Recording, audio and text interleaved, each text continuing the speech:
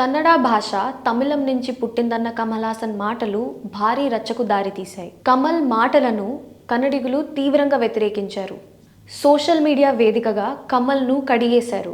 వెంటనే తన తప్పుని అర్థం చేసుకున్న కమల్ క్లారిటీ ఇచ్చారు. కన్నడపై ప్రేమతోనే అలా అన్నానని చెప్పారు. పొలిటీషియన్స్కు భాష గురించి మాట్లాడే అర్హత లేదని అన్నారు. చాలామంది భాష చరిత్రకారులు తనకు భాష చరిత్రపై పాఠాలు చెప్పారని అన్నారు. మెనన్, రెడ్డి, తమిళ్, కన్నడిగా అయ్యంగార్ అన్ని సామాజిక వర్గాల వారు సీఎంలుగా పనిచేసిన రాష్ట్రం తమిళనాడు. నేను అన్న మాటల్లో తప్పేమైనా ఉంటే ఈ డిస్కషన్ని హిస్టారియన్స్, లాంగ్వేజ్ ఎక్స్పర్ట్స్కి వదిలేద్దాం అని కమల్ అన్నారు. థగ్ లైఫ్ మూవీ ఆడియో లాంచ్లో కమల్ అన్న మాటలపై కర్ణాటక లీడర్స్ మండిపడ్డారు. కర్ణాటకలో రూలింగ్లో ఉన్న కాంగ్రెస్, ఆపోజిషన్ బీజేపీ రెండు పార్టీలు కూడా కమల్ మాటలను తప్పుబట్టాయి.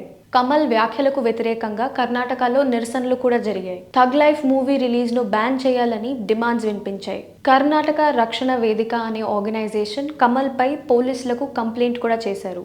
బెళగావి, మైసూరు, హుబ్బాలి, బెంగళూరు సహా పలు ప్రాంతాల్లో కమల్కు వ్యతిరేకంగా ప్రొటెస్ట్స్ కూడా చేశారు.